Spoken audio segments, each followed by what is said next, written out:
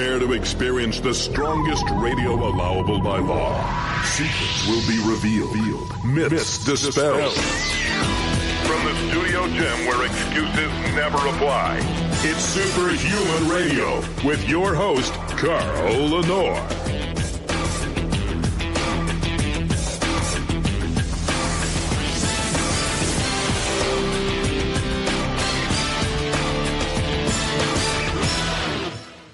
Welcome back to another episode of Superhuman Radio. As usual, we have probably a very interesting discussion. You're not going to hear on anybody else's podcast, I can assure you of that. I've worked very hard to differentiate the content when it comes to the ketogenic diet because there's plenty of zealots out there and, quite frankly, people who just get it completely wrong. I've tried to contribute some balance to the discussion. We've talked about the appropriateness of being in ketosis from a hunter-gatherer standpoint. We talked about the risks of having offspring while in ketosis, the potential for epigenetic inheritance, unwanted effects passed on to your children. You know, we love to say food is medicine, but then we ignore the fact that you wouldn't abuse medicine, and yet so many people abuse food. And quite frankly, the ketogenic diet stands to become the next vegan diet because there's so many zealots. And I'm sorry to use this word, but there's a lot of idiots out there. They're just doing stupider and stupider stuff in the name of the ketogenic diet. The man who broke the news on this show that beef is the only food that actually increases telomere length, that apparently the mainstream media ignores, is going to be with me in just a moment, and that's Patrik Dahlin from Black Belt Nutrition. Before we do that, of course, I have to thank our title sponsor, All-American Pharmaceutical and EFX Sports. Right now, you can get 6 of their top-selling products absolutely free. Go to superhumanradio.net, click the EFX banner ad, enter your name and address, and you will pay $5 and change for shipping, but you'll get just an amazingly exciting group of products. People want to know if they can get it again, and you can, absolutely, if you just pay the $5 shipping again. Dr. Jeff Galini believes that no one should buy a product until they've tried it, and hence, this is what he does. Patrik Dahlin, welcome back to Superhuman Radio. How are you doing, my friend? I'm fine. Thanks for having me, Carl. Of course, of course. And you know, one of the things I like about you, and you know, I'll email Patrik sometimes, and I'll just say, Patrik, what are you most passionate about right now? Because I know Patrik is an exact example of what we're looking for in nutrition today, and that is sensibility and open-mindedness and not an agenda-driven, oh, it's keto or nothing type of a thing. And as a result of that, Patrik's research is always exciting, always fresh, always new, and always changes the discussion. So when Patrik said he wanted to come on and talk about keto again, I was like, really? Is there anything new? And Patrik, of course, says, oh, my goodness, there's so much new stuff that no one is talking about, so that's what we're going to talk about today. So where would you like to start? Would you like to start with a basic introduction to ketosis so that people who aren't aware can kind of come up to speed very quickly?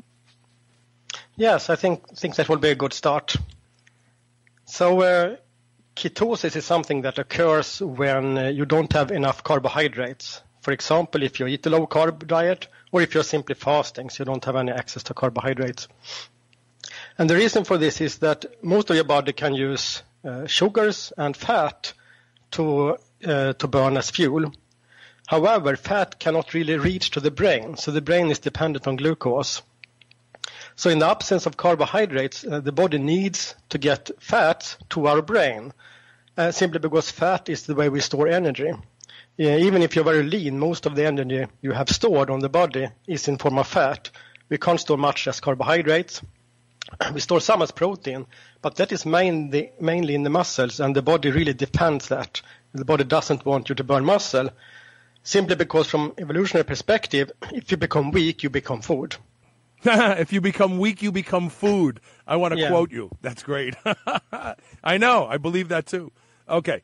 So when we look at energy reserves in general, the greatest form of energy reserves comes in the form of fats bonded to sugars, right? These are triglycerides, right? Or triglycerol, right? Yeah, so they're bonded to a glycerol, which formally speaking is a sugar alcohol and not a pure sugar. Right. And this presents the greatest reserve in our body, right? Because we only about 1% of our energy reserve can be derived from muscle glycogen and liver glycogen, right? Yeah, that's correct. And our body also can use amino acids, but those amino acids must undergo gluconeogenesis. And a lot of people within the ketogenic community avoid protein because they're afraid it's going to turn into sugar. But gluconeogenesis is a very expensive, metabolically expensive process. The possibility of eating a steak and seeing glucose levels rise to the equivalent of eating white bread, that's just ridiculous, isn't it? Yes, usually it is. If you have some metabolic syndrome like diabetes type 2, it could be different. But generally speaking, the body doesn't want to convert protein to carbohydrates. That is why it produces ketones instead from the fat, because fat is the primary energy storage. Now, would you agree with this statement? I've been proposing this on the show now for a long time. Everybody feels that the ketogenic diet has to be done this way or that way. But isn't it true that any diet that produces ketones technically is a ketogenic diet? So even some high-protein diets are ketogenic, right? Indeed true. I mean, as with any diet, you can do the vegan diet in 10 different ways. So can you do with the ketogenic diet? So the reality is that, and would you also agree with some of the concepts that I've promoted in the recent past with Joel Green, that that the need to be in these ridiculously high levels of ketone production, 2, 3, 4 millimole that people are striving for. It's almost like a contest now. Who can be in the deepest ketosis? These may not be more beneficial unless you're fighting cancer or seizures. But for the average metabolically flexible person, being in 0.5 to 1 millimole of ketone production is probably adequate to feel the benefits that we're going to discuss about being in ketosis, right? Yeah, that's true. It's not like science know the exact level which is the optimum. Everyone makes up their own kind of, this is the optimal ketosis. But what we do know is that most triggers, ketones do trigger a number of genetic expressions and so on. Most triggers starts at around 0.5 to 0.7 millimolar. And one more supposition that I want you to correct me on. But I stop eating at 6 p.m. at night, and I don't eat again until after I train. I just actually ate my second post-workout meal moments before the show. So I average a good 16-hour fast every single day. And when I wake up in the morning, my blood sugar is anywhere from 67 milligrams to 72, and my ketone levels are anywhere from 0.5 to 0.7. So I am probably an example of what we would consider a metabolically flexible person. I can produce ketones on demand very quickly, and I can train fasted. I don't get weak. I don't get lightheaded. So I have actually exploited our evolutionary gift, have I not?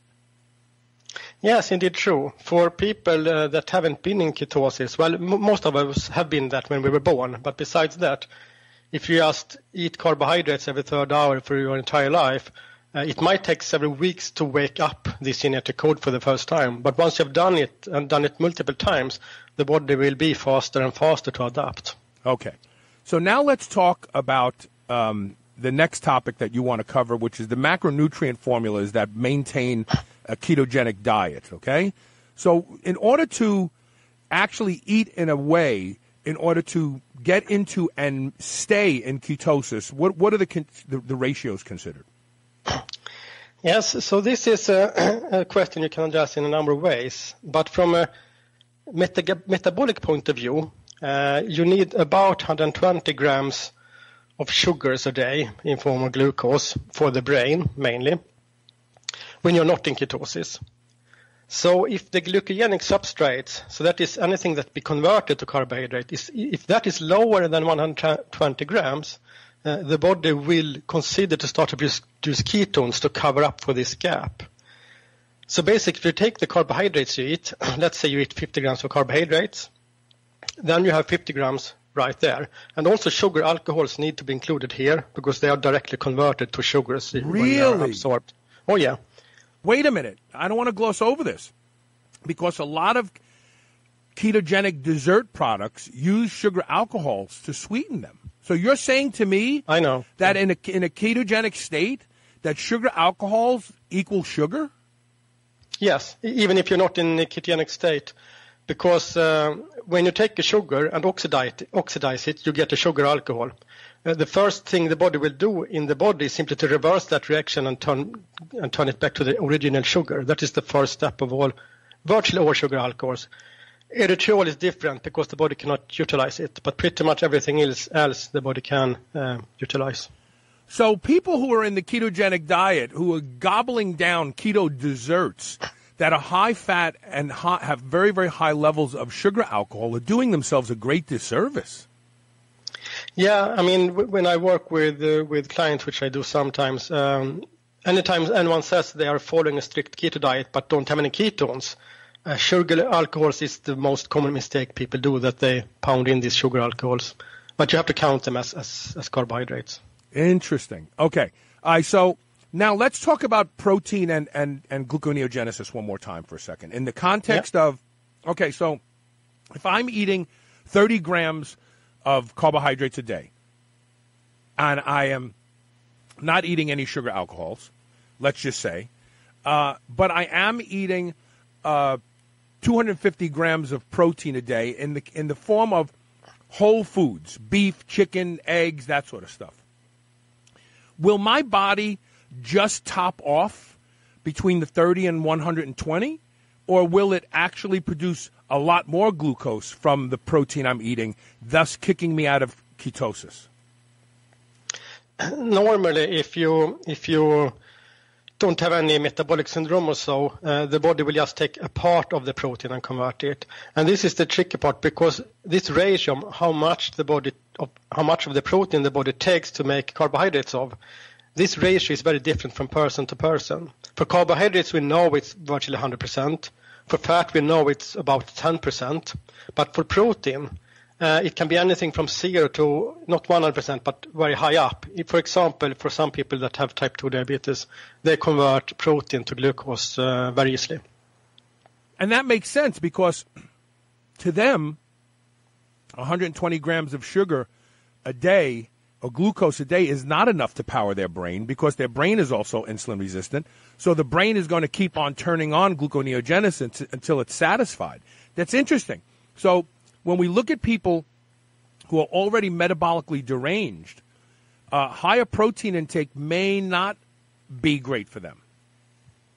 At least not initially. If you start with a low protein content, get into ketosis, and with low I mean perhaps 1 gram per kilogram of body weight, get into ketosis, then you can increase this and see if you get kicked out or not. Many people can go at 2 and 3 grams of protein per kilo body weight without getting kicked out. But that usually is for people that are training. If you're just sitting home watching TV, you probably need to stick to 1 gram. Okay, so now let's talk about macronutrient profiles for a second. There's lots of different ketogenic diets out there. But in the meantime, to go back to my earlier statement, any diet that promotes the production of ketones is the ketogenic diet. But some people want to be in the 1.5 or 2 millimole range of ketones a day. I don't know why. I don't know. Is there a benefit to me? And who benefits from being at 0.7 versus 2 millimoles? There might be medical reasons. For example, if you're fighting cancer or epilepsy. If you are also an endurance athlete that want to use ketones as primary fuel when you are running for 5 hours or 10 hours or something like that, then the level will also be important, because if you're up in 2, 3, 4 millimolars, you will have more energy compared to if you're down at 1. Yeah, but wait a minute. If I'm metabolically flexible, I don't have type 2 diabetes, I'm not metabolically deranged, and I'm cruising around most days at 0.7 to 1 millimole, but now I start to run for 2 hours, and I'm not eating carbohydrates during this run, won't my body naturally upregulate the production of ketone bodies to satisfy my need for energy? That is indeed true. So you need to check when you're exercising if you want to know how much energy you're taking from ketones when you're exercising. So that is indeed true. It's just as blood sugar. You might have a low blood sugar, but if you start to do anaerobic exercise, your blood sugar will go up. Mm-hmm. Yeah, right, because the body will the body will start producing more sugar. Right, exactly. Yeah. Interesting. So what do you find the ideal ratios of carbohydrates, protein, and fat as compared to the way people mostly eat on the Western diet? I tend to be a little bit careful to say what is the optimal ratio. One thing that I like with the ketogenic diet is that it is the only diet that you can measure and see if you are complying to it or not. If someone comes to me and they try to lose weight and they use a low-fat diet or a vegan diet or glycemic index diet, whatever, and they say they stick to it, I cannot check if they stick to it or not. If they say they're running on a ketogenic diet, we can take a blood sample and see if they're sticking to the diet or not. Yeah, because obviously if they're not producing ketones. But there are people out there who eat a high-fat, very, very low carbohydrate, very, very low protein diet, but yet they still tend not to be able to lose body fat. Is there a reason for that? I see this often now. The most common reason is that people aren't in ketosis to start with. And if you're not in ketosis, the body will have to take much more protein and convert it to glucose compared to if you are in ketosis. Because when you start to produce ketones, I said before that your daily need is about 120 grams of glucose. But when you produce ketones, you're producing like 70 or 80 grams of ketones a day. So that means that suddenly your need for glucose is only 40 or 50 grams. It decreases. So that means that the body doesn't need to take protein to convert to glucose. So being in ketosis, approximately you save about 70 to 100 grams of protein, available protein to build muscle, for example. So if you're eating 100 grams of protein and are not in ketosis, and then you eat 100 grams of protein and become in ketosis, that corresponds to 200 grams of protein when you're not in ketosis. You save about 100 grams of protein when the ketones kicks in. Oh, wow. That's interesting. That's really and that is why some researchers say that you don't need to eat much protein because the available protein will be much higher. But of course you can do that unless you have some metabolic syndrome, so you just convert it to sugar. Ah, yes, that's right. It gets siphoned off. So do we see any crossover from the research on fasted exercise, fasted training, and even multiple day fasts, and what happens based on your ability to produce ketone bodies? So, for instance, like Dr. Stuart Phillips' group at McMaster's University, we talked about this study many years ago, showed that amino acid pools are recycled after resistance training while fasted. But does that happen with the metabolically compromised person? Because they're going to turn those amino acids into sugar, right? Yeah, that's true. You need, if you're not eating enough protein or if you're fasting, the body tries to recycle amino acids. But it can only do that to a great extent if you also have ketones in the game. Because without the ketones, the body will lack 120 grams of carbohydrates a day, which it needs to take from protein. So it means it will take 120 grams of protein from you a day just to produce the carbohydrates if you're fasted. But if you have ketones, the requirements for glucose decrease, and then the body will recycle much more amino acids. You know, something else I'm starting to wonder about, but I wonder if it's, when we talk about ketone bodies, and we're going to talk about ketone synthesis now, when we talk about ketone bodies, these are all acidic. These are all acids, right? And I'm just wondering if metabolic acidosis in someone who's long-term ketogenic is a concern because they're not getting a lot of the minerals. They're definitely not getting bicarbonate from their diet if all they're eating is high fat and some protein. Do we need to be concerned about metabolic acidosis when someone is even metabolically flexible but on a long-term ketogenic diet? It's possible. We don't have any clinical trials for decades of eating a ketogenic diet. We have some people, some that are eating this way, but they haven't really been followed in a controlled way. Generally speaking, if you have normal levels of ketones, and there's two ketones, the first one that is produced is acetoacetate, and that comes from something called acetyl coenzyme A. That is the first step in ketosis.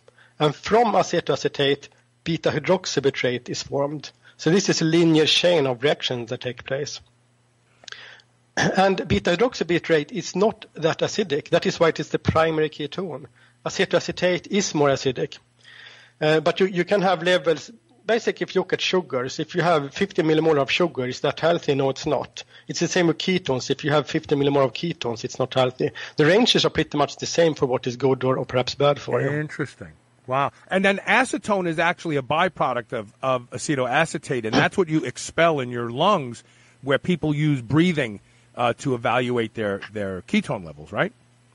Indeed, correct. So acetoacetate isn't perfectly stable, so it splits in half and then acetone is formed, which is good because then we can easily measure it through the lungs, as you say. But when you do these breathing meters, what you're measuring acetone, but what you're seeing indirectly is the level of acetoacetate, not beta-hydroxybutyrate.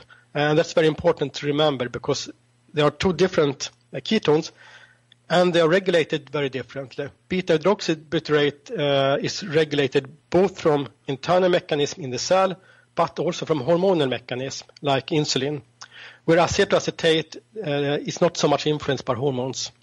So you can get stuck in a state where you only have acetoacetate, but then you have high insulin, so you don't get any beta-hydroxybutyrate, for example.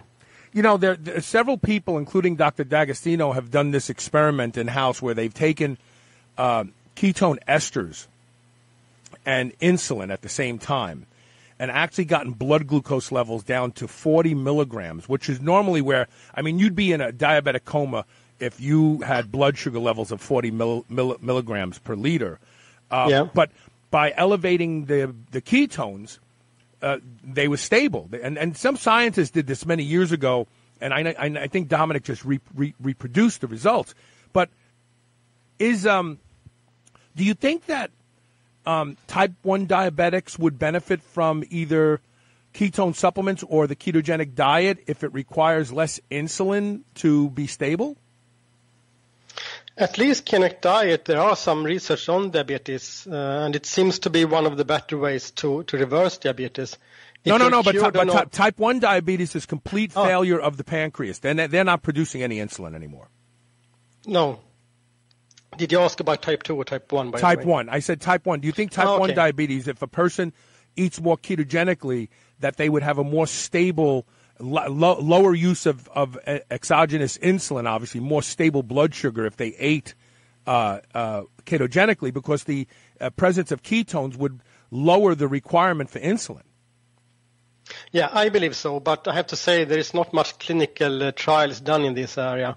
You would, of course, have to be careful to not enter in ketoacidosis if you have type 1 diabetes. But personally, I believe it will be beneficial. So give us the 30,000-foot view of the biochemistry of what happens when our body starts to produce ketones. Yeah, so you have, in the cell, you have carbohydrates and fat, and carbohydrates go through the glycolysis, which is 10 chemical steps, and fat comes a different way, but they all go to one central molecule, which is called acetyl coenzyme A. And here the body decides if you have plenty of carbohydrates, it will take one path and burn the carbohydrates. If you have more fat than carbohydrates, and it actually looks at the ratio, not only how much carbohydrate you have, but at the ratio. That is why medium-chain triglycerides can trigger ketone production, because they go very quickly into the cell and shift the ratio, despite that you're eating carbohydrates. It shifts the ratio temporarily, and you start to produce ketones. So the body decides this in the cell, but there are also some hormonal regulation involved in it as well. And the body always burns carbohydrates first, simply because you cannot store them. And it's often that I hear, both from medical people and from others, that insulin is the key to weight loss, it's key to ketogenic, it's the key to everything. But insulin is a hormone, and hormones are messengers. So it's not really the root cause of anything. Because if you change your carbohydrates to fructose or something that doesn't release much insulin, the body will still behave exactly the same way with or without insulin.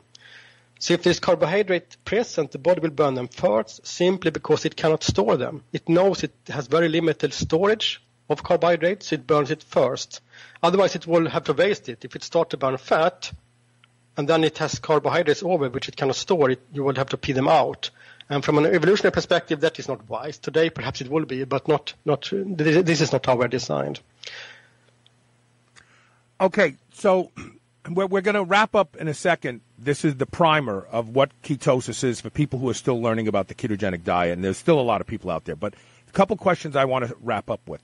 So growth hormone and acetyl L-carnitine have both been shown to cause both a substrate shift by the mitochondria to prefer triglycerols, and also, in the case of growth hormone, actually shuttle the triglycerides in to the mitochondria.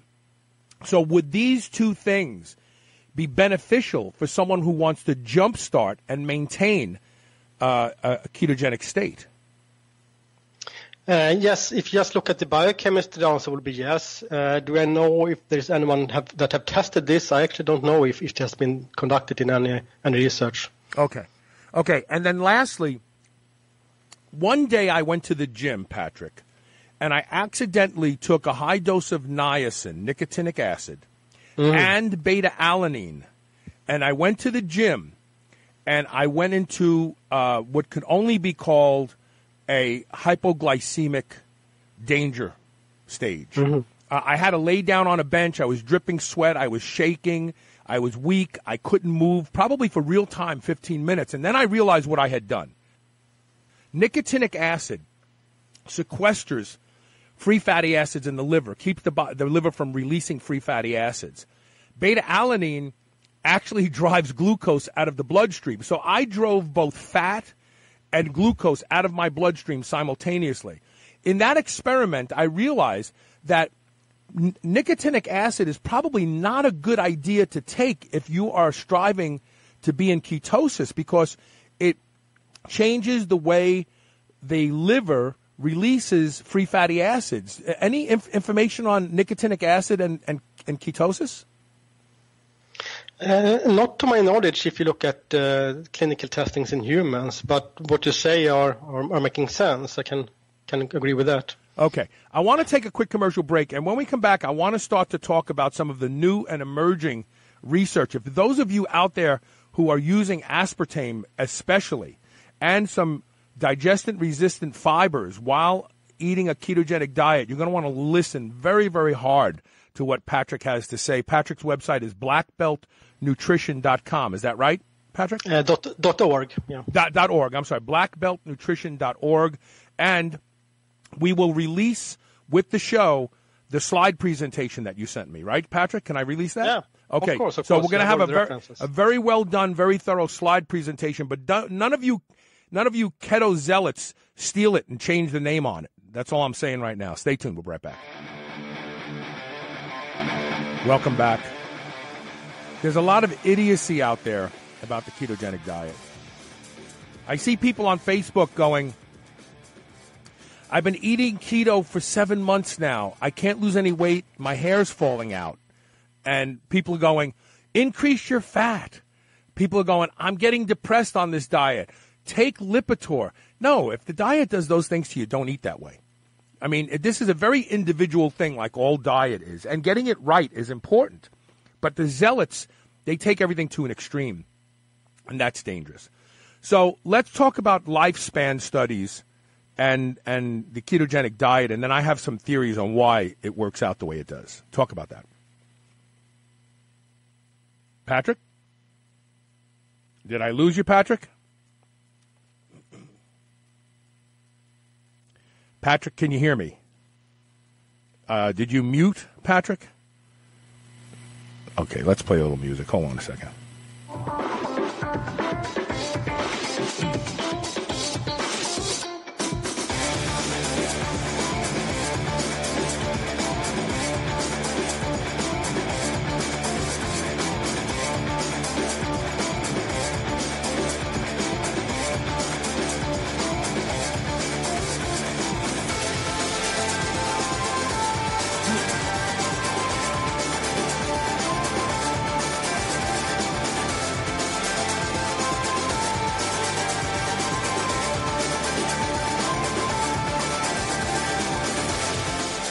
you hear me, Carl? Yeah, I can hear you now.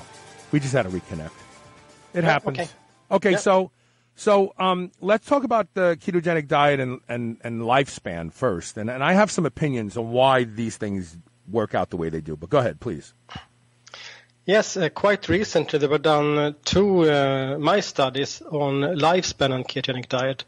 And this is quite interesting because so far all studies, both on human and animals, they have been quite limited to weeks to months, and some have been for a few years. So these 2 studies that came out within a recent year here, they are both the first of its kind. And the results were quite interesting, in particular if you consider that if you put the mice on a ketogenic diet and look at the 10 most important health parameters, I mean, you might discuss who these are, but let's assume we agree on that. About half of them improve and the other half actually does not improve, they get worse. On a human, on the other hand, about 9 of them improve and perhaps 1 get worse. So mice doesn't do as well as we do on a high-fat diet, we know that. But once again, this is a lifelong study, or 2 of them actually. And some very interesting things happened here. One is that premature death or diseases decreased, both cancer but also other type of diseases. So the average lifespan increased in these mice. They live longer than their peers who got a regular mice diet.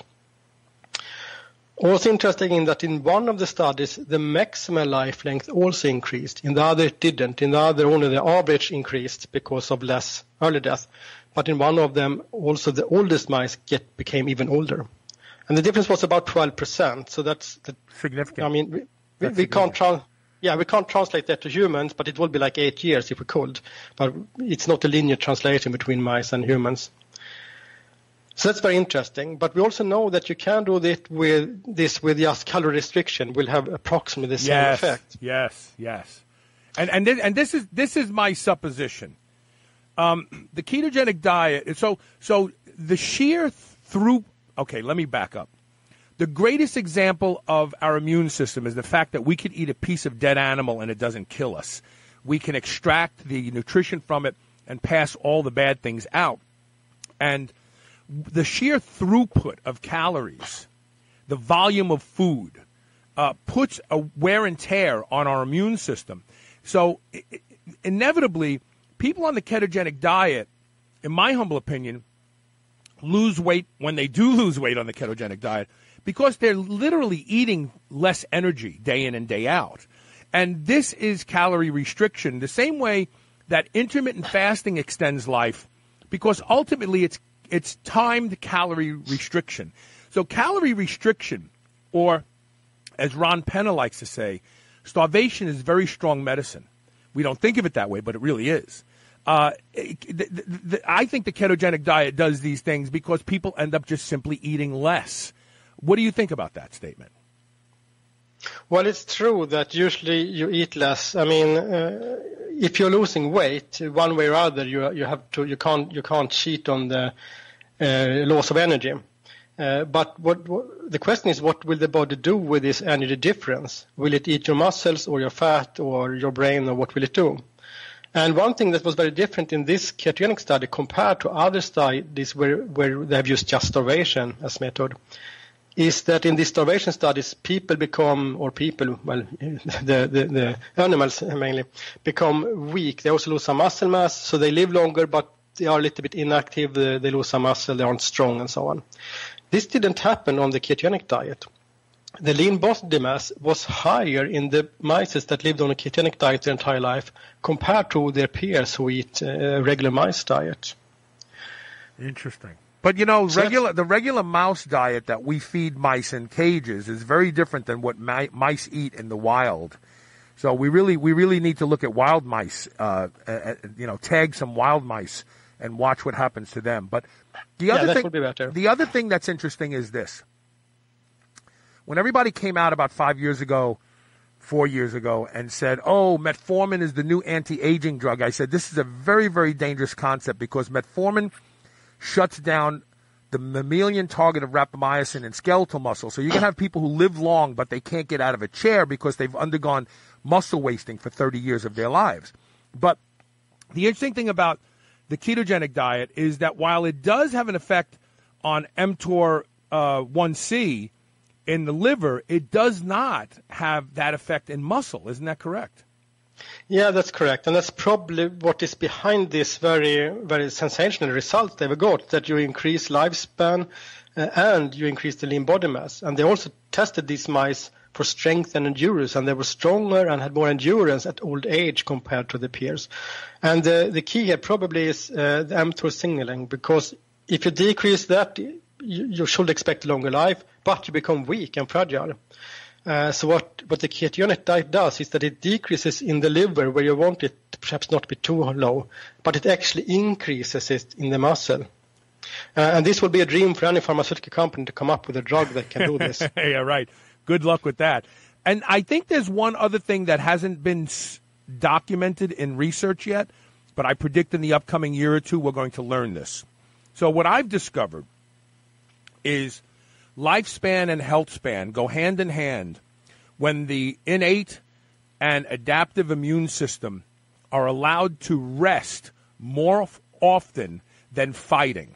The immune system fights wars. And if the immune system is fighting all the time because you eat foods that you're mildly allergic to but you don't care, and you do things that you are mildly allergic to and you don't care, and you come in contact with things, and your immune system is always fighting a war, this depletes resources, and it shortens both lifespan and health span. I'm convinced of this now. And I'm getting ready to do a show on the drug rapamycin to actually extend life and reverse aging. It's an exciting show. The doctor wants to be anonymous because he's quite afraid about talking about this. He's been doing this for 8 years now with patients, but that's another story. What I've come to the conclusion also is intermittent fasting and even long-term fasting has been associated with a quote-unquote weakening of the immune system. The ketogenic diet is also associated with a weakening of the immune system. And guess what? So is the carnivore diet. If all you eat is meat, the immune system gets weaker. But what we call weaker is actually a balancing. See, people go and take stuff. They go, oh, this is an immune system booster.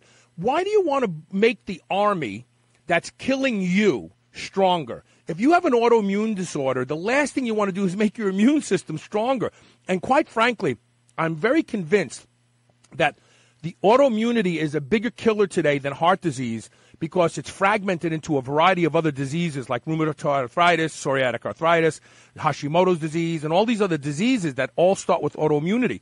The reality is that I believe that through its indirect calorie restriction and the avoidance of starchy carbohydrates and things that seem to feed bad microbes in the gut, this diet has a direct effect on the immune system by letting it take a day off every so often. What do you think about my assertions just now?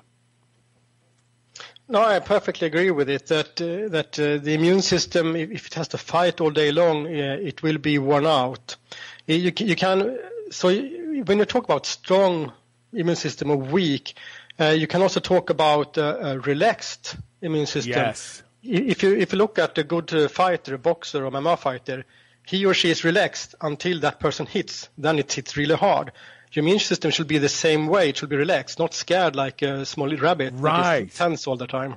That's a great analogy, and that's exactly what I'm coming to the conclusion of, that people who have immune issues, they are in greater danger.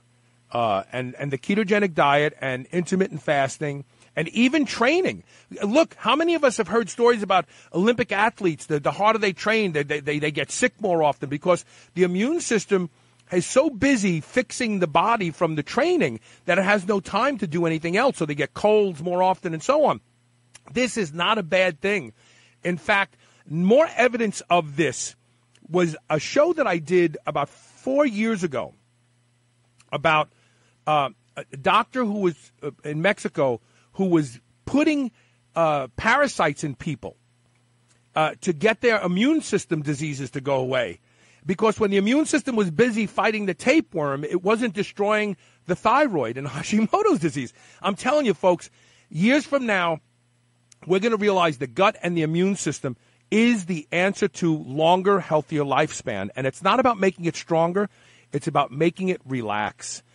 So the bottom line is that both the strength, endurance went up in these rodents and their lifespan went up in these rodents. But are you a proponent of lifelong ketogenic diets for humans? Well, we don't have the evidence for that in humans yet. So, but I'm kind of splitting my thoughts, because from a biochemical point of view, ketosis has been perfected very much, even more than the digestion of carbohydrates. If you look at the biochemistry, each pathway is just so perfect. And we don't really know why that is, if it really is the diet we're supposed to eat, or if it is some other reason behind it. But if you look at the physiological and the clinical trials of it, there might be some implication eating ketogenic all life. You might easily get deprived of or get short on some minerals and so on. Perhaps acidic environment also, even though I think that is to some extent misunderstood, because you don't use mineral to buffer acid. Acid is regulated by breathing to 67%. Right. So, but there is also one other study where they looked at a cyclic ketogenic diet, where they eat in ketosis for 1 week and then they didn't for 1 week. And I think that's kind of interesting, because that will give you some hint about if you really need to be ketogenic all your life, or if you can be it on or off. And this study also had benefits, in particular on the average lifespan. So there were less premature deaths due to disease. The cyclic ketogenic diet in these mice didn't prolong maximal lifespan, but it did increase the average lifespan, simply because everyone lived to an old age and died more at the same time. Okay, so I did a show probably in 2007 with a Harvard-trained scientist who came on my show and said that glucose signaling is what causes cellular senescence. Very simple concept. Glucose signaling is a response to glucose being introduced into the bloodstream. And when that happens, the cells actually age faster. So what if the real answer to all of this, Patrik, is from an evolutionary perspective, we probably, first of all, we didn't have access to foods that would be considered carbohydrates except seasonally in spring and summer. Number two, the foods that we would have eaten probably weren't grains because we didn't know how to grind them up, but they were tubers, and they weren't legumes because you had to boil them, and green vegetables. The reality is that our diet has shifted to a much more starchy, sugary, carbohydrate-based diet year-round. What if the answer is unfortunately, we have to call it a low-carbohydrate diet, because if you're eating green leafy vegetables as your carbs, you just can't eat a lot of them. But what if the answer is eating a more ancestral diet with a lot of green leafy vegetables and doing it seasonally, and as a result of that, you are producing ketone bodies most of the time, like I did. I stop at 6 o'clock. I eat in the morning after training. I'm producing 0.7 millimoles in the morning when I get up. What if the answer is just eliminating the starchy and cereal grains that the government keeps telling us should be the foundation of our diet? Yeah, you have a point there, that basically all diets that in one way or another mimic our evolutionary diet, and it could be by eating pattern, or it could be by refined or not refined food, or it could be by low or high carbohydrates. All of these diets that mimic our ancestral way of eating, they extend health span and quite often also lifespan. That's true. And I'm a big proponent of, Dr. Mauro Di Pasquale is the one who taught me about phasic diets. He looks at our ancestors and says, if they killed a woolly mammoth, they ate that until it was gone. If in the wintertime there were no vegetables to eat, and in the summertime they would eat vegetables, but they preferred to eat animal protein because that was the most nourishing. I think that the cyclicity of a diet may be just as important as the macronutrients that make it up. I think we're going to learn more about that as time comes on. I want to talk about, when we come back, I want to talk about digestion-resistant starches and high-fat diets, okay? Because that's another thing that we see a lot of in quote-unquote keto foods today. Stay tuned. Welcome back to Superhuman Radio. We're talking with Patrik Dahlin. His website is blackbeltnutrition.org. And on the superhumanradio.net website, on the page where this show is listed, you'll be able to get a copy of his PowerPoint presentation where he covers in depth the effects of the ketogenic diet on strength increases for strength athletes and so on. Very, very interesting stuff, and we'll try to get to that before the end of this interview. But there's two other things I really want to talk about first. Digestion-resistant starches have all become just the rage today.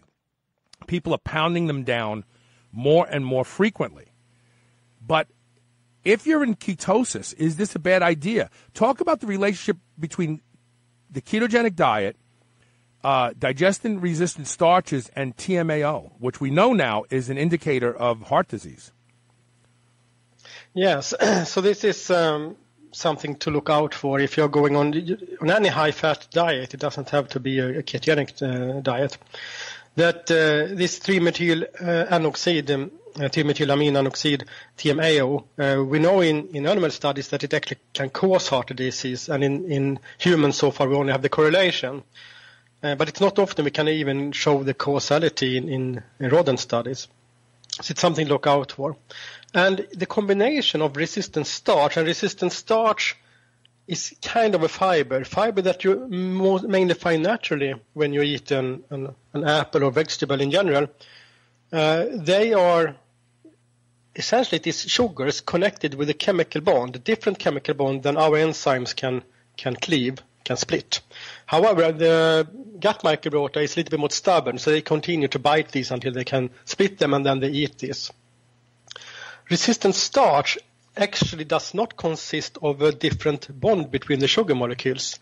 It's just that they have unfolded in a way so our enzymes can't really reach them. But this is temperature dependent, so it could be that when you drink a glass of cold water, it is resistant starch. In the stomach, half of it isn't any longer. And down in your digestive system, the bugs have a big part of all the processed carbs they got. Because resistant starch basically is processed carbs for your microbiota. It's different from fibers. But it is kind of a fiber. But I want to throw something in right here. Now, hold your thought. Don't lose your track here. We are now dealing with a population that has small intestinal bacterial overgrowth, and quite often these digestion-resistant starches, which normally ferment in the large intestine and the colon, are now fermenting upstream in the small intestine. We don't know the contribution of SIBO to this phenomenon that we're talking about right now. It could very well be that people who have SIBO will develop a cardiovascular risk correlation faster because they are just producing so much more TMAO in the small intestine. Yeah, that's true. It also depends where you have the bacteria. Right. But what I've been seeing here is that when you're on a high-fat, low-carbohydrate diet, in particular then, if you take resistant starch, you will produce much more TMA, which is then turned to TMAO. And that is something to be concerned about, I think, because even though TMAO is a quite new indicator, it seems that there are some evidence behind it, some causative evidence. We don't know exactly why it caused this, and it probably doesn't cause heart disease anytime. There are probably some other factors involved here. And one reason why I believe that is because one of the major drivers of TMAO, if you look at just the regular diet, is actually fish consumption. All vegans talk about meat consumption, but fish is tenfold more, drives up TMAO tenfold more than meat does. And we don't really see that fish consumers go and drop dead prematurely due to heart disease. So even though there might be a causal link, it seems to be that, there might be some other cofactor that needs to be in or out for it to actually cause heart diseases.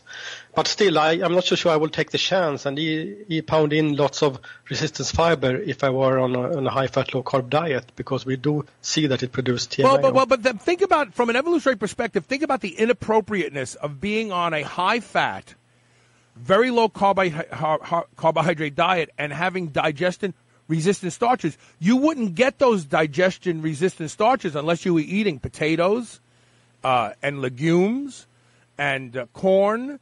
So think about this. We're avoiding potatoes, legumes, and corn, but then artificially feeding ourselves in manufactured products fibers that would have been present in those. We don't understand what the ramifications of doing that as well, because that is so antithetical to our evolutionary journey. We would have never gotten those starches unless we were eating tubers and beans and corn and things like that. But now all of a sudden we're getting them in our keto dessert. Yeah, very correct. I mean, first of all, resistant starch, they do exist in nature, but they're not the major part of our traditional fibers. So real fibers are different compared to resistant starch. They exist in nature, but they are usually the third or fourth number of fiber you find there, and only in some vegetables also. So yes, it's true. If we were catching an animal eating meat and fat, we wouldn't have found resistant starch at the same time. It would be very, very strange if we did that. Right, and then let's one other thing. I don't want to discount the role of the fermentation happening in the small intestine to contributing to some of the risk factors we're talking about. And the other thing I want to point out is that most of us, we go out of our way to make digestion-resistant starches. Oh, we bake our potato and then put it in the refrigerator and eat it the next day because we heard, more of the sugars turn into digestion-resistant starches. Maybe you should start eating that potato while it's hot. Yeah, you have a point there. We don't know too much about resistant starch. In particular, if we look at artificially highing the amount of resistant starch, I mean, there are studies showing that it improves glucose sensitivity and insulin sensitivity. But on the other hand, most fibers does that. And it could be so simple that when you take this, what I call the processed fibers, because resistant starch is like a party for the bugs. It is like processed carbohydrates for them. They produce more short-chain fatty acids, and that will produce some ketones. And ketones will suppress glucose. So that could be the mechanism behind it. Right. And it's not for sure that you will improve your health because of that if you mess up anything else in your eating pattern. So I want to talk about one other thing during this segment. Then we're going to take a break and come back and talk about how to test for ketones and some tricks like that when we come back. But so there's another thing that people who are interested in the ketogenic diet that they should be aware about, and that is the consumption of aspartame. Is that correct? Yeah. All artificial sweeteners seems to change the gut microbiota. And there's two things with the gut microbiota. You shouldn't only look at what happens with the bacteria if you get more firmicutes or less, because you have good bacteria and bad bacteria. But it is so that good bacteria can produce good things or bad things depending on what you feed them. And bad bacteria can produce bad things or even good things depending on what you feed them. This we know from a lot of industrial biofermentation, where we use these bacteria to produce pharmaceuticals and so on. But particularly here with aspartame is that aspartame shifts the ratios of the short-chain fatty acids. So you get much less of butyrate. And butyrate is a fatty acid that is generally considered good for us. It is what you have in butter. They have the name butter. So it lowers the butyrate, in particular if you're on a high-fat diet. Then it increases propionate threefold. So relatively speaking, butyrate and propionate, the difference here is almost fourfold difference if you go on aspartame or not. And you might think, what has this to do with the ketogenic diet? It is so that propionate, it's a fatty acid, but it consists of only 3 carbons. Most fatty acid consists of an even number of carbons, 4, 6, 8, up to 18, 20, 22, 24 for the omega-3s. But the odd ones, they can be converted into sugar. So propionate can right away be converted into glucose. So if you instead of butyrate increase your propionate for 4 times, if you pound in 100 grams of fiber on that, you might have 50 grams of carbohydrate from the fermentation in your gut. Wow. Instead of perhaps 15 grams, it would be the normal if you did not take aspartame. And I work with so many people, both over the web and in person, that have said to me, I'm doing everything right, but I don't see the ketones. So during this springtime, I tested myself. I did fast for 3 days. I took aspartame at the same time. Nothing happened. It took exactly 58 hours for the ketones to hit 3 millimolar, both times with and without aspartame. Then I tried the ketogenic diet with aspartame, and it took 3 weeks to see any ketones instead of 1 week, which is my normal. And then I found this research, because then I knew there must be something else. I knew what to search for on PubMed, and then I found this research. That's amazing. So people out there are having bad results with the ketogenic diet, and it could be because of things like they're consuming aspartame. Yes, and that some keto groups encourage the consumption of artificial sweetener, and some don't. They say it doesn't matter. But this study clearly shows that it do matter. So two sweeteners, which theoretically the tongue and the brain thinks is sugar, but that's another discussion. But two sweeteners potentially could derail your success with the ketogenic diet. The first is sugar alcohols, which will become sugars. Yeah. And produce glucose, and then aspartame, which will reduce the production of butyrate in the gut, but in turn increase cypionate, you said, right? Yeah, propionate. Yeah. Propionate, I'm sorry, propionate, which then in fact will become sugar. Yes. Wow. This is amazing stuff. I don't hear anybody talking about this. Okay, I want to take our last commercial break. When we come back, I want to talk about a couple things. I want to talk about home testing, what your opinion of which way to test and what is meaningful. And then we'll also real fast cover the strength gains on a ketogenic diet. Stay tuned. You're listening to Superhuman Radio. We're talking with Patrik Dahlin. His website is blackbeltnutrition.org. Check it out. We'll be right back. Superhuman Radio with Patrik Dahlin, dropping bombs on the keto community. Okay. So, what's the best way to test at home? Are those you can buy a very cheap alcohol breathalyzer test. They're cheap. They're like $10. You can buy them online, and they measure expelled or expired acetate. Is that a good way to test ketone levels? And then the argument becomes blood, urine, expelled in the breath. You really don't know if your body is using the ketones.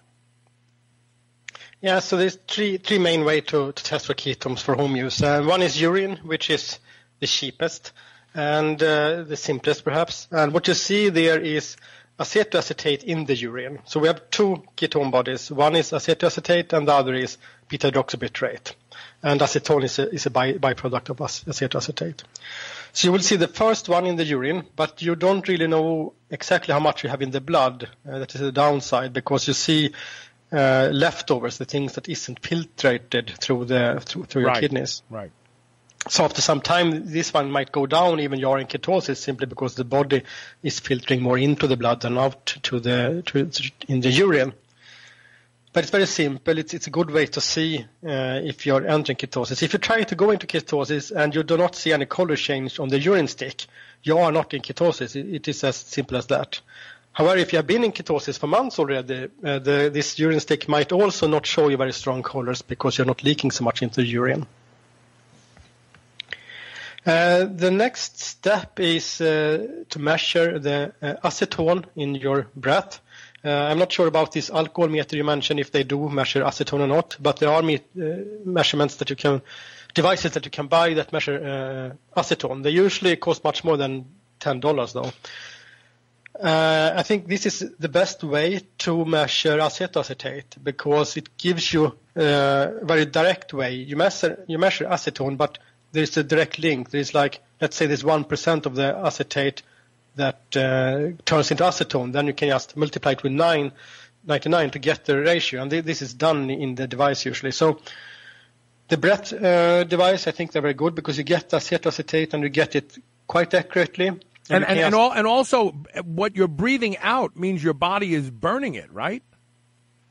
No, this is some kind of misunderstanding that you will see. I've heard that this many times, even from medical doctors. But if you look at the biochemistry, you will have some acetone that drops off from the acetate. So it correlates with the concentration of acetoacetate in the blood. It doesn't really have anything to do with what you're burning or anything like that. It's simply that acetoacetate isn't stable, so some percentage of it will constantly be dropped off as acetone. So if you compare a blood measurement of acetoacetate, which you cannot use at home, but you have it in hospital, and breath of acetone, they correlate very nicely. You get a straight line. So you can see if you have acetoacetate or not directly. Urine you have a time lag there also in a couple of hours or more. But still, you do not see beta-hydroxybutyrate, which is the primary ketone. This is acetoacetate is formed first, and then from acetoacetate you get beta-hydroxybutyrate. And this last step is regulated by insulin, among other things. So if you're high in insulin, you can get stuck in this half ketosis where you only have acetoacetate but not beta-hydroxybutyrate.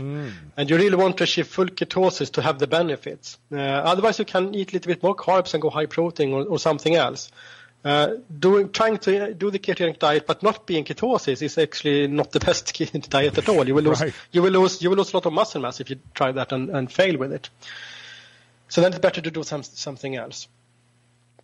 So, and to see beta-hydroxybutyrate, the only way to do that is to measure for beta-hydroxybutyrate. And that is, you need to stick yourself in the finger and draw some blood. Usually you can see the glucose and your beta-hydroxybutyrate on the same device. That's also good.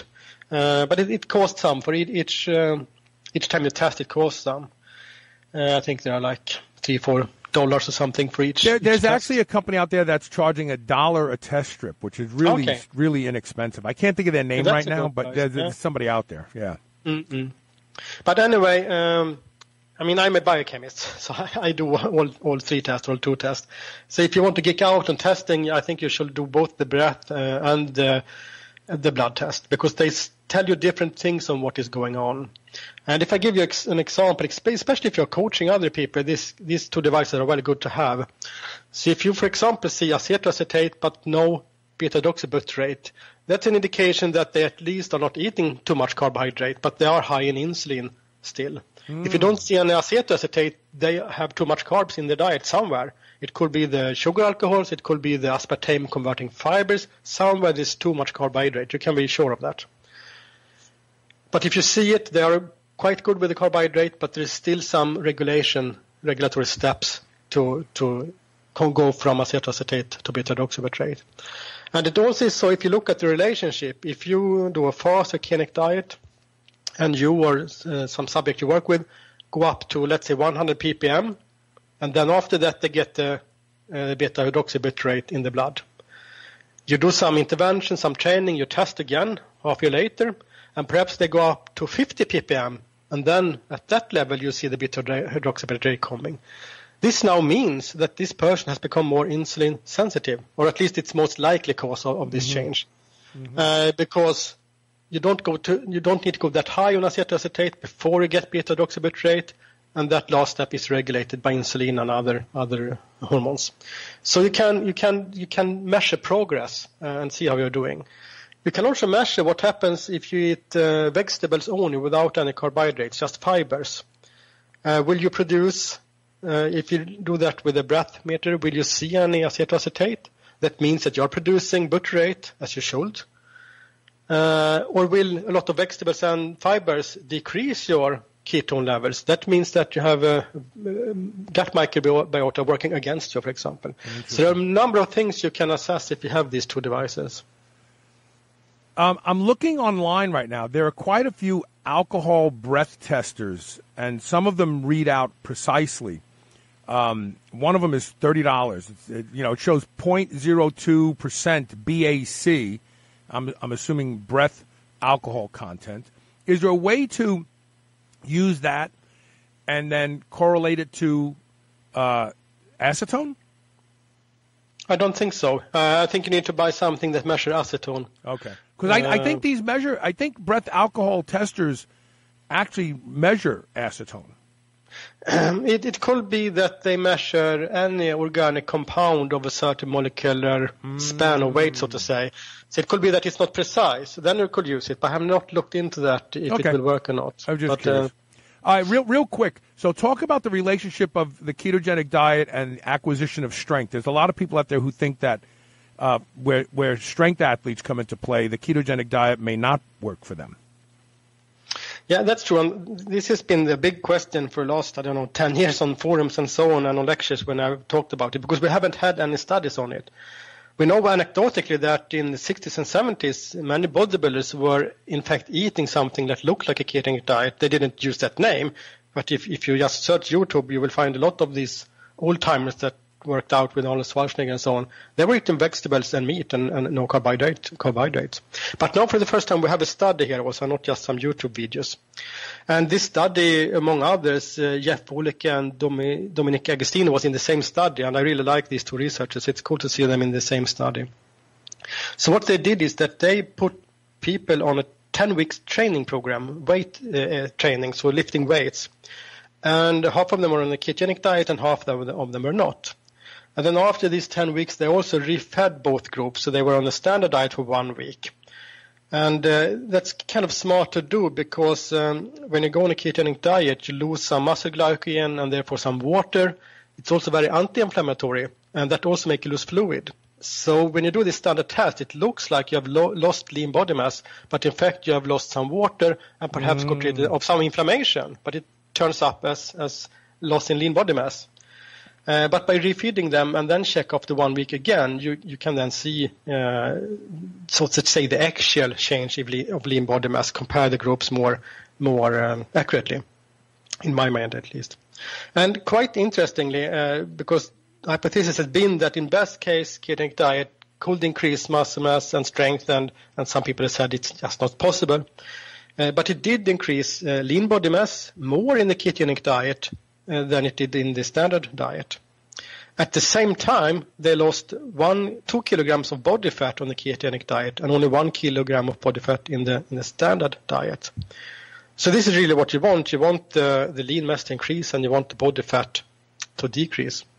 And on strength, the ketogenic diet also produced higher degree of strength increases compared to the standard diet. But really? all these tests I'm talking about are up to 11 weeks. So they have 1 week of refed. That is when the lean mass bumped up, for example. So some people argue that it was the 1 week with carbohydrate that was the magic. But I'm not so sure if I care. If I follow this protocol for 10 weeks and then eat for 1 week, I don't care if it is the week with carbs or the week 10 weeks without carbs. That is makes the magic here. It seems to work, at least in this study for these subjects. Interesting. Very, very interesting. The website is blackbeltnutrition.org. We will have the complete slide presentation up on the same page that this show exists on superhumanradio.net. So you can get it there. You can reach out to Patrik. Patrik, how should people reach you if they want to reach out to you? They can go into blackbeltnutrition.org and there is contact me there if they want to reach out to me. Perfect. Thank you so much for all the hard work that you put into this discussion today. Yeah, thank you for inviting me, Carl. I like it. We'll talk soon again. We're going to take one quick commercial break, and when we come back, I've got something I really, really want to talk about. It's very, very important to me. So let me see if I can find the music here. Stay tuned. Welcome back. So the Superhuman Nation lost a dear friend, I guess, yesterday. Clint Gefford was an avid listener, a lover of physical culture, a hard training athlete. His wife, Crystal, also trained very hard, has a fantastic figure. And Clint had a very enviable physique. I used to look at him and think, man, I mean, this guy is getting close to my age, and he looks amazing. Clint passed away. We don't know why. I messaged Crystal, but I'm sure that she's overwhelmed right now. So this morning, I found out I was at the gym training. My training is going so well right now. And so Elisa said, did you know that Clint Gefford passed away? I was shocked. Because Clint, the recent pictures he had up on his Facebook page and pictures I've seen of him. He's muscular, he's lean, and he looks great. So I was standing there with a friend, and I said, can you believe this? This guy just passed away. And he looked at the picture. He goes, my God, the guy looks like so. And, we attribute, when someone looks like that, we think to ourselves, this person is like the healthiest person I've ever seen in my life. And well-meaning, he's just a regular guy. He said to me, you think it was drugs? And he didn't mean like recreational drugs. He thought like bodybuilding drugs. And I said, probably not. To look like Clint, you don't have to use drugs. Clint was hypermuscular. He was lean, but he's trained for he's trained for so long. And he doesn't look like a drug-using bodybuilder at all. And I said to my friend, it's really funny. When an average person, a fat person, or even a dad bod person dies, people go, oh, my God, did you hear Joe died? Oh, that's so sad. Wow. He was so young, whatever it was, 57 or something like that. He was so young. No one ever says, do you think it was drugs? I thought about that after my friend walked away. I thought, man, I wonder if they're going to say that about me. Someday I'm going to die. And hopefully I'll look as good as I do right now. My upper body is growing like a weed. The best thing that ever happened to my upper body was hurting my leg, my foot. But I wonder if people are going to go, oh, you think it was drugs? It's funny because when we look the way we look in this superhuman nation, I guess people expect us to live forever because we look like this. But we die of the same problems that people who don't train as hard as we do die. Sometimes there's inherited anomalies with our bodies. We don't know. Sometimes you don't know. When you're as healthy as we are, and you go to the doctor and your doctor goes, damn, there's nothing wrong with you, and you go home, there still could be an aneurysm growing, in your brain. There still could be, a problem with your heart that's not showing up because your heart's so strong. There's a lot of things that kill people today, and they're indiscriminate of whether you train hard and you eat, a ketogenic diet, It's a striking phenomenon to me that when an average person dies, no one ever says, unless they know the person, like, oh, this guy's out doing cocaine every night with whores. Yeah, he had a heart attack. Oh, it was the cocaine. But no one ever says when the average person passes away, you think it was drugs. But as soon as they see someone that's hypermuscular and fit, they immediately assume, like, this person wouldn't have died if they weren't using drugs. And fit people die just like unfit people died. They're just sometimes reasons that were unforeseen, and they just happened. Could be a blood clot traveled to the heart. And it doesn't, and I have friends who've had blood clots that didn't use anabolic steroids. So I'm sad that Clint is gone, because Clint was a longtime friend of this show, and he will be missed. And I even said to Elisa, I haven't seen him posting lately. He always was posting. I think the last time I saw him post was sometime in early August. I was thinking, gee, I think the last time. So we don't know what he had and what happened to him. I just hope that when people who know Clint learn that he's passed away, that they treat him with the same respect and reverence that you would an unhealthy or average-looking person. And, don't right away go to, you think it was drugs. Because it's not. Anabolic steroids aren't killing people. I had some idiot say that the other day. He does autopsies on people, and he's done autopsies on people who've taken anabolic steroids. How do you know? Every time somebody has muscle, everybody assumes that it's anabolic steroids, because the average person isn't willing to put in the hard work and the dedication to train every day and eat a certain way every day, and go to sleep on time every day and do the cardio every day for decades. They're not willing to do it. So to absolve their own guilt of being slothful, lazy bastards, they immediately say, oh, it must be drugs. No, it's not drugs. It's dedication. It's hard work. It's a love of the lifestyle. That's what it is. And it's really a shame that when somebody who's really fit and healthy passes away of unforeseen reasons, everybody goes right to the drugs thing. You think it was drugs? No. No, and bodybuilders aren't dropping dead because of the drugs. They may be dropping dead because of the recreational drugs. I mean, Rich Piana was well known for using lots of recreational drugs. And in the end, I think he was doing coke the day he died, supposedly the reports say. I don't know if it's true or not. I may be repeating a lie. I don't know. So I'm sad. I'm sad that Clint is gone. I'm sad that someday I'm going to be gone. And I'm also equally sad that some asshole out there someday is going to say about me, well, you know, he was on hormones. Like I would have died any different a death had I not been on hormones. It's just unfair. It's just unfair. And I'm tired of it. I'm tired of the fit shaming that goes on in this country. I did a post recently about a statue of Hercules from 300 BC. He looked like any Olympian athlete today. I mean, and how physical form used to be revered, and exercise and activity and muscle, because they knew that only the strong survived, and strong people were robust and healthy, and now we have to muddy the water with the silly question of, do you think it was drugs? Very sad. I know someone's going to say about me someday, I'm going to be dead. You guys are going to be out here on Facebook. Hope somebody sticks up for me, because it's going to happen to me too. Oh, well, you know, he died because he was using testosterone. No, that's not true. Everybody dies. Everybody. Nobody lives forever.